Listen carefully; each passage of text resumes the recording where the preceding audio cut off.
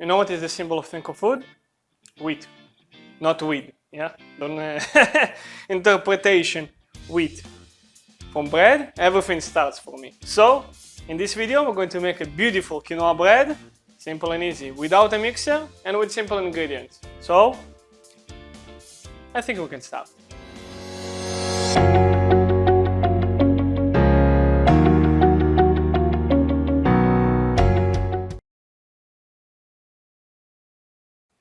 Hey everyone, so in this video we're going to make a beautiful quinoa bread. Yeah, we're going to use 3 types of quinoa, a little bit for the color, you know, play with it, so it's not going to be too boring a little bit. So we're going to cook the quinoa, prep the dough, let it proof, shape it, let it proof second time, and after that bake it and enjoy it.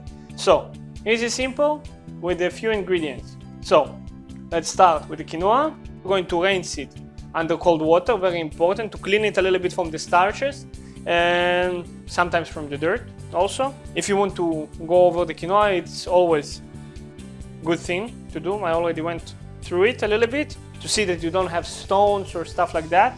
Sometimes, you know, happen. After rinsing the quinoa and cleaning it a little bit from the extra stuff that you can find in it sometimes, yeah, we're going to cook it. So pot on the heat, we're going to do it 1 to 1 as the ratio, yeah. So put all the quinoa inside the pot.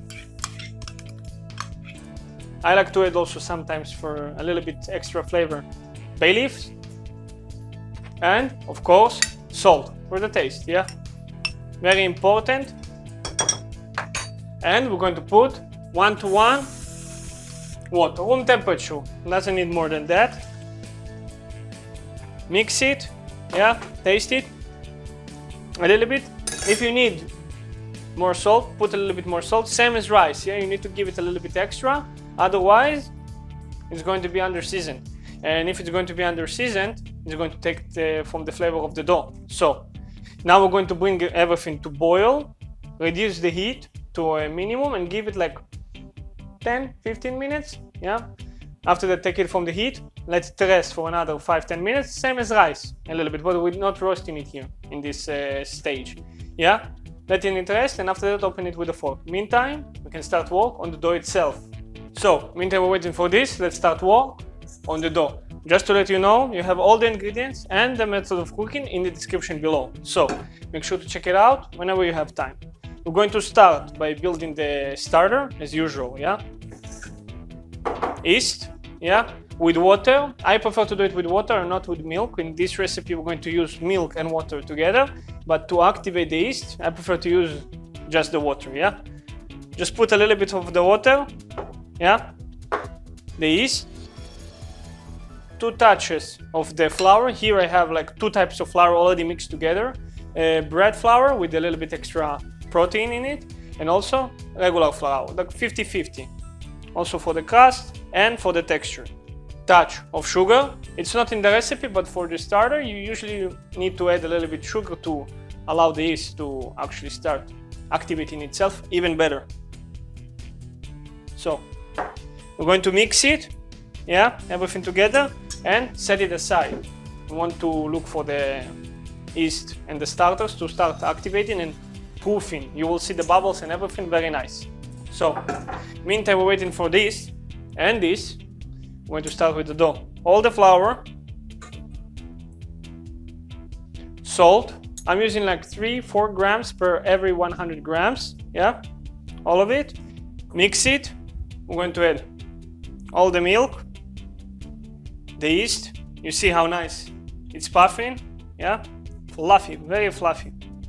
So, all of it. Using some of the water, just clean everything, and the oil, half of the water that we're going to use. Better to use a little bit by a little bit instead of adding everything, and after that it's going to be a disaster, yeah. And start mixing it with a fork until everything is going to start incorporating together, so you can start working with your hands instead of with a fork. Out of perspective of percentage of water to flour, we have like 60%. of water. When you have a rough shape of the dough, it's still a little bit sticky and you still have some of the flour, we're going to start adding the quinoa. Make sure to take the bay leaves out, we don't want to add them to the bread.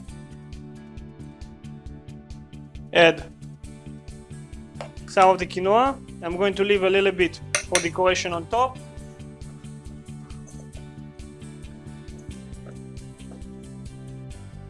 When you have rough dough, yeah, everything is come together, it's going to be sticky. 60% of hydrated dough. Also, you have the quinoa here, which brings also its moisture to the dough. Don't add more flour. We want to give some of the moisture, so the bread is going to be nice and fluffy in the end. Clean your hands, and now we're going to knead it a little bit to bring actually everything into a type of ball shape and letting it rest. Put a little bit oil on your hands, yeah? Bring all this dough to the table and we're going to start kneading it.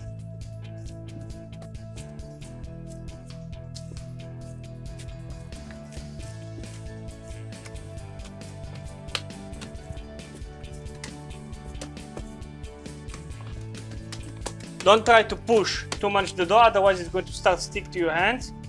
Yeah, just press it a little bit gently against the table.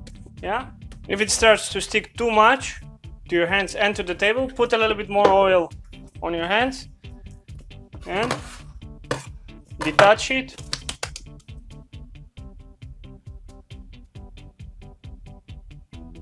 When the dough is already done, you knead it like for 2-3 minutes, yeah, nicely.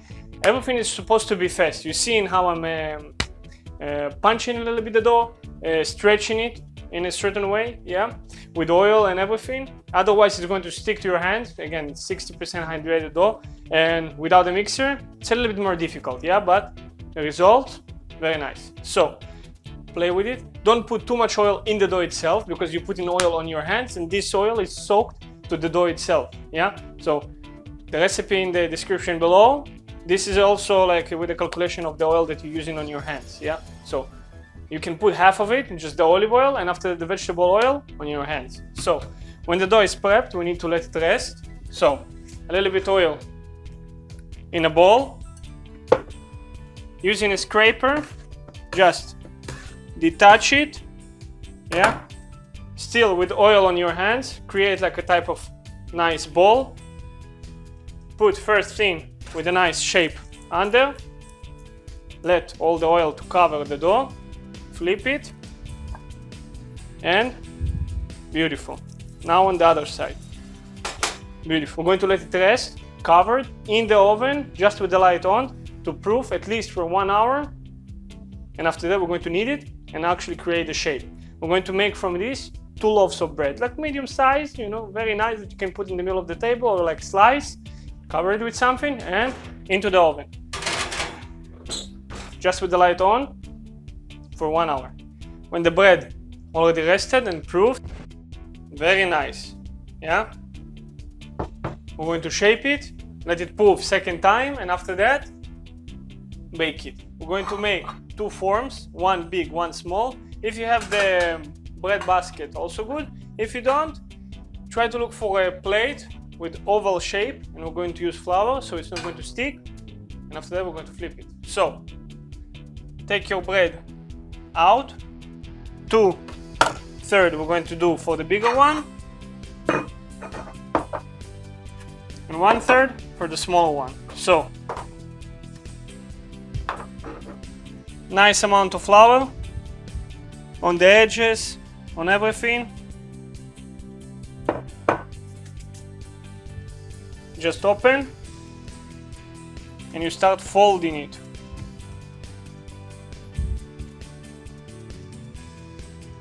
To the middle.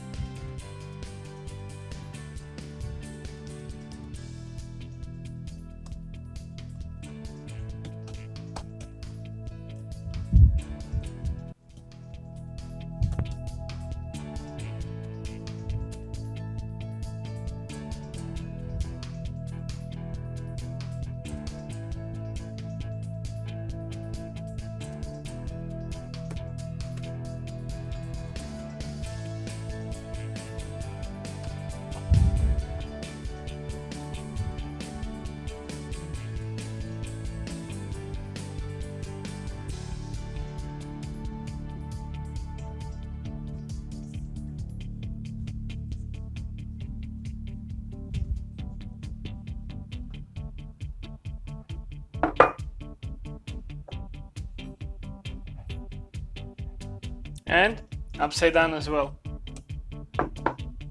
Cover it and back to the oven for another 40 minutes, so they are going to proof. Beautiful. When the bread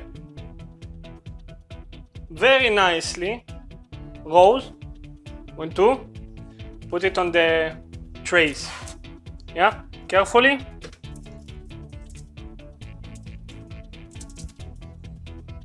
Now we're going to brush it with 1 egg yolk and put a little bit quinoa on top. Yeah, oven already preheated to 190 degrees Celsius or 370-80 Fahrenheit. Yeah, we're going to give it about 20 to 25 minutes, I'm assuming, and we're going to, check it from time to time. If you're looking with the thermometer, you're looking for 210 internal temperature for the bread to be ready.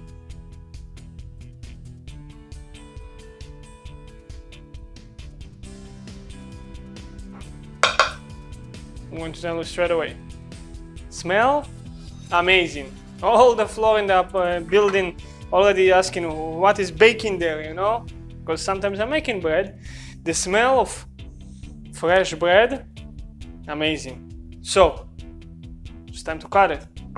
But wait a second. At the moment when you're taking the bread from the oven, you need to let it rest.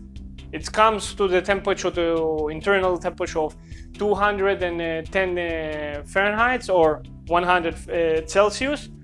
You take it out, you let it rest on the rack for at least 15 to 20 minutes. Now you can cut. Oh my God, the temptation to cut it, try it. So, come closer, take a look.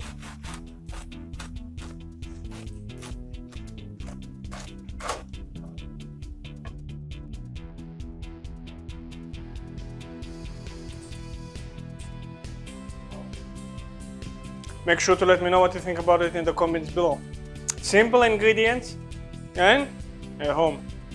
Make sure to let me know in the comments below. Also, if you like this one, give it a thumbs up and stick around because we have more of those coming up every week. Thank you very much for watching. I'm Andre. This is ThinkOFood.